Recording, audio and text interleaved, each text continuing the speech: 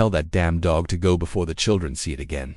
The voice came from behind the half-cracked door of the director's office, and clipped, and sharp enough to slice through the morning fog that still curled around the orphanage gates. A rusting placard read St. Dimphina's Home for Children in paint faded by seasons of rain. Beyond it, wrapped in silence, stood the dog. He was large, ragged, and unmistakably out of place. Mud streaked his flanks and clung to the tufts of fur beneath his ribs. One ear was torn at the edge. He didn't bark, didn't growl, didn't pace. He just stood motionless, just outside the threshold, watching, waiting, inside the orphanage.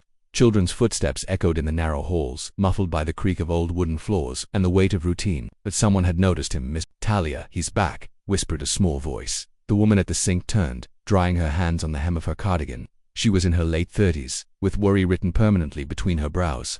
Miss Talia had been here long enough to stop asking questions, but this dog was beginning to phrase something in her. "How long this time?" she asked without turning to look. "Since before breakfast." She sighed and finally approached the kitchen window.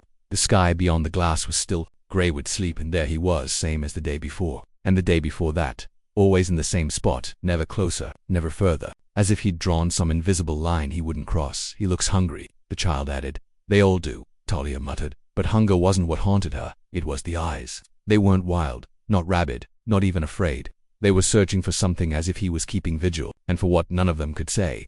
By noon, the whispers had spread through the building like wind through cracked shutters.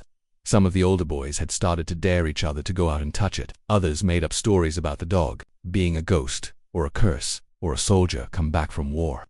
Children always filled the silence with stories. They had to. No one else did it for them. Miss Talia tried to stay calm as she took a cloth and wrapped it around a leftover sandwich. She made her way through the corridor, past the girls in the sewing room, past the broken radiator still humming despite the summer heat, until she reached the front steps. The dog didn't move as she descended. His gaze never left the front door, not even when she knelt down and placed the sandwich near the gate. "You can eat, you know," she said softly. "No one's stopping you." He blinked once, then lowered his nose. But instead of eating, he nudged the sandwich aside, let out a low whine. Not the sound of pain, more like a question, a plea. Talia's stomach turned. That's when the storm clouds began to gather. The sky, which had been pale and uncertain all morning, now thickened with a strange heaviness. Not quite thunder, not quite rain, just that tense, swollen kind that filled the air before something important happened. Back inside, a new visitor had arrived. The director's voice echoed again, more agitated now. "I told you we don't do intake without paperwork. This isn't a shelter, we're full." A teenager stood just past the doorway, his hands shoved in the pockets of a worn green hoodie. His shoes were soaked, and his shoulders trembled beneath the thin cotton. He didn't say anything, looked past the desk, toward the hallway, toward the window where the rain had just begun to tap. "You hear me, kid?" the director barked. "Go back to wherever you came from." Talia was still outside when the front door opened again. The boy stepped onto the porch, wiping water from his brow. The dog saw him instantly, and this time, after days of standing still, he moved. It wasn't a sprint, it wasn't desperate, it was something quieter, more sacred. The dog walked, slow and steady, across the muddy path to the boy, then sat, the boy's jaw clenched. He dropped to his knees. "You found it." His voice cracked. "You actually found it." No one spoke, no one moved, only the sound of rain now, trickling into gutters, soft against the iron gate. The dog leaned forward and pressed his head against the boy's chest, not with the hunger of a stray but with the calm of something remembered, of something known. Talia stepped back, her throat tightening. The children had crowded behind the curtains. Even the director stood frozen in the foyer. None of them understood what they were seeing, but they would by the end of the day. When the truth came out, none of them would look at that dog the same way again, and no one, not even Talia, would forget what he had been waiting for. Not after what was discovered next. The boy's name was Corbin. No last name, no explanation. Just that Corbin. His file, what little there was of it, was a crumpled scrap handed over by a social worker who never stayed long enough to look anyone in the eye. "Dropped off in the night," the report said. "Found on the steps of a church. That was 3 years ago. He'd been transferred 3 times before landing here, and he never said much. Not until the dog came." Miss Talia watched from the hallway as Corbin sat on the wet stone, arms wrapped tight around the animal's matted neck, his face buried deep in its fur. The dog stayed perfectly still, as if the whole world had narrowed to the boy in front of him. It wasn't reunion in the usual sense. There was no tail thrashing, no barking, no leaping, just presence, as if both had been carrying an ache only. "The other canine, I think it's his." One of the younger boys whispered beside Talia. "No," she said gently, her voice thick with something she didn't yet understand. "I think he's its." Corbin didn't speak much for the rest of that day. When asked where he'd been or how the dog had found him, he only answered with a shrug, but he refused to let the dog leave his side. When the director insisted it couldn't stay inside the orphanage, Corbin said nothing. He just picked up a blanket from his cot, walked back out into the rain, and laid down beside the animal on the stone steps. That night, thunder rolled low across the hills. Some children cried in their beds, others peered out the windows, trying to catch glimpses through the lightning. But through it all, Corbin and the dog stayed where they were, curled into each other, unmoving beneath the soaked blanket like two ghosts who'd finally found each other in the living world by morning. The story had twisted through every room like ivy. Some said the dog had belonged to Corbin's real family, his first family, that it had wandered miles through fields and towns to find him again. Others whispered of darker things, that the dog had witnessed something no one else had survived, and now it followed the only one who had. But Miss Talia didn't put much faith in ghost stories. What haunted her was something far quieter. It wasn't the way Corbin held the dog's face like it was the last good thing on earth. It was in the way the dog stared at the orphanage, now the people, but the walls, the windows, the rooms, as if searching through memory for something unfinished, something unresolved. 2 days passed. The dog refused all food, wouldn't touch meat, wouldn't drink from the silver bowl placed out back, but it never left Corbin's side. If he moved, it followed. If he slept, it curled at his feet. If he cried in his sleep, which he did, often it would rest its chin gently on his chest, like a guard waiting for permission to leave its post. On the third day, Corbin spoke, not in passing, not in defense, but clearly, and to Talia alone. He was supposed to take me back. She froze mid-step in the corridor, her tray of folded laundry swaying slightly in her hands. Corbin stood by the window, watching the dog out in the courtyard. The rain had stopped, but the stones were still slick and shining. The sky, overcast. Who was she? Asked softly. Corbin didn't look at her. The man who left me, he promised. Said he'd come back once he'd fixed things. Your father? No, he said, voice flat. He wasn't mine, not really. He just, kept me for a while. Like the others. A chill went through her chest like wind under a cracked door. She set the tray down slowly. Corbin, what did he do? The boy turned then, just slightly. His eyes were dry, but that didn't make them any less heavy. I think the dog knew, he said. I think he saw what I couldn't, or didn't want to.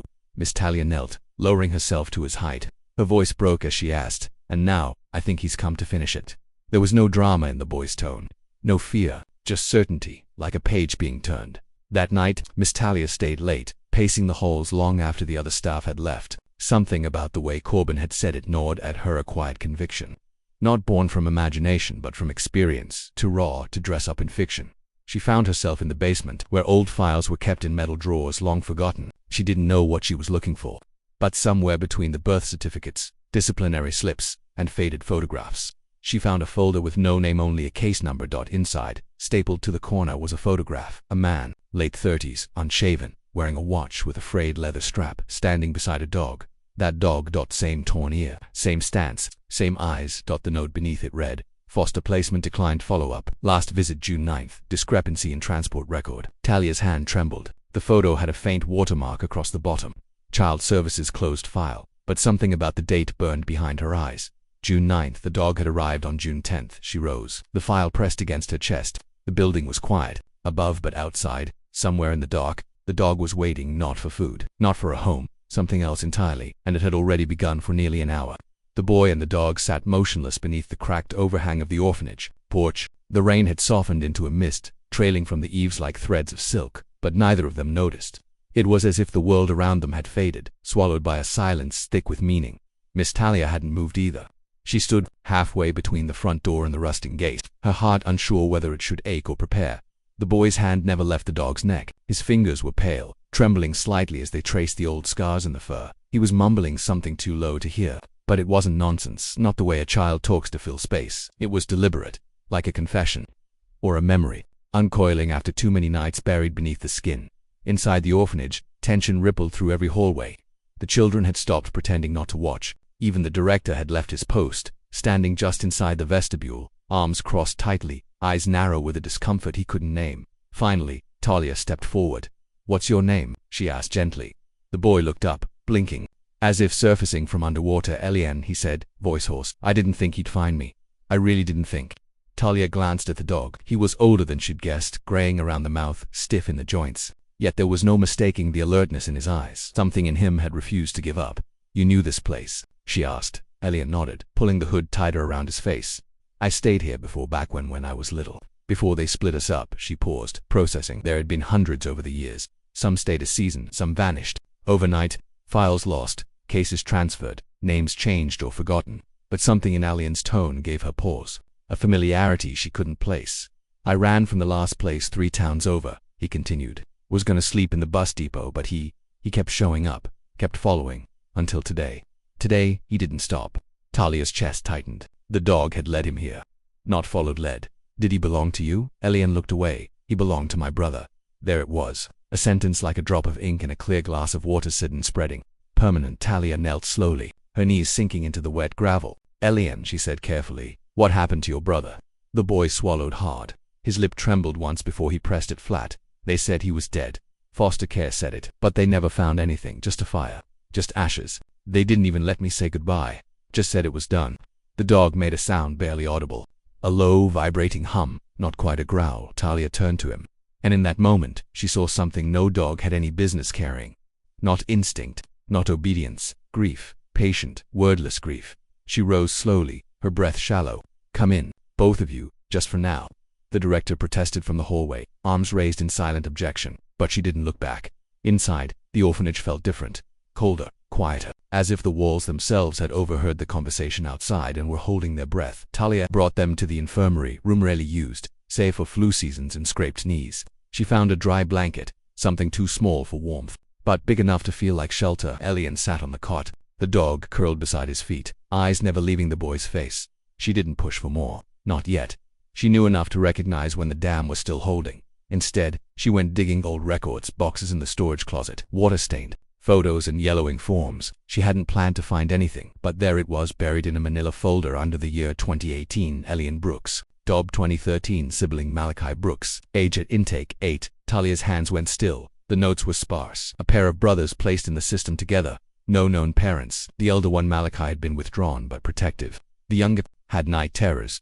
At some point in 2020, the records ended. No closure, just the word, dispersed. She stared at it. Dispersed. It wasn't an answer. It was a way of filing children away when adults failed them. Back in the infirmary, Ellie had curled sideways, cheek pressed against the thin mattress. The dog, still nameless, remained upright. But something had changed. His ears twitched. Head turning slightly toward the window.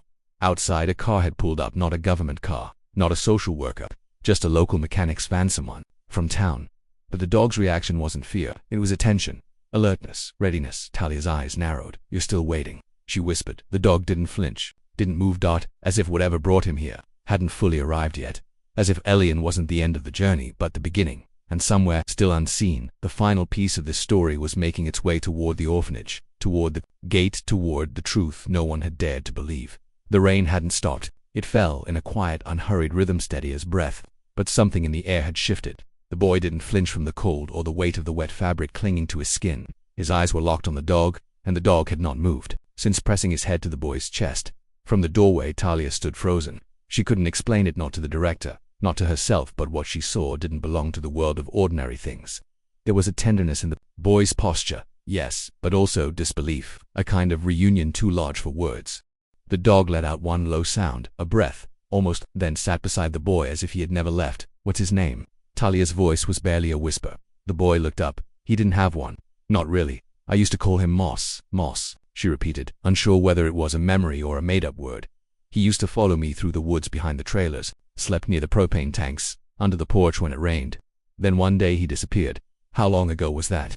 7 months. His eyes were dark and young and far too old at once. The night the fire started. Talia's mouth went dry. Behind her, the director had finally come out, arms crossed, frustration simmering. What's going on now? But the boy didn't answer him. Instead, he reached into his hoodie pocket and pulled out something wet, stained, and nearly falling apart. It was a half-burned photograph, its edges curled from heat. In the center, a child no older than 10 stood barefoot beside the same dog, one hand resting on its back. That's you, Talia said quietly, looking between the photo and the boy, kneeling in front of her. My name's Silas. I was in this orphanage once. His voice was low, steady. I got moved. They said I ran away. But I didn't. I was sent to a foster lot outside Beckford. The place burned down. I thought he died in it. Moss shifted then just slightly, as if sensing the swell of memory. But if he found his way back here, Silas continued, then he remembers. He remembers where we were before all of it. The silence was heavy now, layered with old things, unspoken. And something inside Talia, something cautious and quiet, began to unravel. Wait, she said, stepping closer. You said you were here before. Silas nodded. I was 6. I remember Miss Coral, the sewing room, the cracked sink. In the boys' hall, I remember her too. He pointed past Talia toward one of the upstairs windows, and behind it, pressed to the glass, was a girl no older than 7, pale and still, with copper hair and wide blinking eyes. She hadn't spoken since arriving at St. Dimth years ago, didn't cry, didn't laugh, didn't speak, but now her hand slowly lifted to the window. Talia turned. You know her? Silas stood, his voice hoarse. That's my sister. The breath hitched in Talia's chest. No files had ever mentioned it. No records. Nothing in her paperwork said the silent girl Elvie had any family left alive. I thought she died in the flood when they took me away, Silas said. They told me we got separated. Said they didn't know where she ended up. She's been here the whole time, Talia whispered, horrified. No one ever came forward. No one ever came forward. Maybe she couldn't, but now she was moving. Down the stairs, barefoot, hair dripping from where she'd pressed her head to the glass. She stepped out into the rain like a breath being held too long. The moment she saw Silas, she didn't run. She walked deliberate, unsure until she was only inches from him. Neither said anything, but Moss took a step forward, tail low, eyes gentle, and Elvie reached out, not to Silas but to the dog. Her hand trembled as she pressed it to his cheek. Then after 2 years of silence, she spoke. One word. Home. The rain washed down around them, soft and silver, as if the world had been waiting for that word all along. And behind them, in the orphanage that had forgotten too many names, something broke open. Not loudly, but enough to be continued. The rain had faded into a mist by the time Elvie spoke. That one word, home, seemed to land not just on the ears of the boy and the dog, but on the hearts of everyone watching. Moss, still damp and unmoving, leaned into her small hand, with the gentleness of something ancient, like an oath kept across distance and time. No one spoke for a long moment. Talia stood just behind them, one hand pressed against her chest as if steadying her own heartbeat. The other children had gathered at the top of the stairs, some barefoot, some clinging to the railings. Their usual restlessness was gone. They were still and wide-eyed, and quietly watching something they didn't yet have the words for. The director stepped outside, finally, a clipboard still in his hands, clinging to authority like a man gripping the last edge of a script whose pages were being rewritten without him. This is highly irregular, he muttered. But even he couldn't find the resolve to raise his voice. He saw the way the girl now stood beside her brother, one hand curled into the fabric of his sleeve, the other resting gently on Moss's neck, and for the first time in years, he hesitated before speaking again.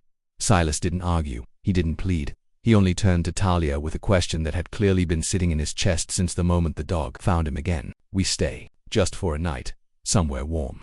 Talia looked down at the photograph again, still clutched in Silas's hand. 2 children. 1 dog, smiling. The picture was nearly ruined by time and fire, but something about it had endured. She nodded. You're not just staying for a night, she said softly. We'll figure the rest out later. You belong here. Later that evening, she sat on the edge of her cot in the staff room, legs aching, mind racing. The orphanage had seen its share of broken arrivals, children dropped off in the dark, brothers separated from sisters, babies with no names. And still, she had never seen something like this. A silent girl who found her voice in the fur of a dog, a boy who returned not in anger or confusion, but with patience and hope, and a dog, one torn, weathered, and wordless, who had carried a purpose in his steps every day until he found what he was searching for. They gave Moss a blanket, but he refused to sleep indoors. He curled up beneath a porch that night, just outside the door where the children took their meals. He rested his head on his paws like he had nothing left to do for now, like he had returned to a place not of walls and roofs, but of people. He watched the shadows of the siblings through the kitchen window, side by side at the table, passing pieces of bread between them, giggling once, just once, and then going still again. Content. In the weeks that followed, something changed. In the rhythm of the home, Elvie spoke again. Not much, not loud, but enough. Silas began classes with the older boys. He was quieter than most of them, older in a different way, but he listened, and when he did speak, the room quieted. They started calling him the kid with the ghost dog. Though Moss had long since shed the air of mystery that once clung to him, he was now simply the dog who followed Elvie to the garden, who waited by the window during reading hour, who slept by Silas's feet at night without fail. One afternoon, as the sun dipped low and warm across the gravel path, Talia sat beside Moss on the steps. His coat had thickened again, the fur less matted, his eyes still carrying the same strange wisdom. She reached down and scratched gently behind his ear. Did you know? She asked him quietly. Did you remember this place better than we did?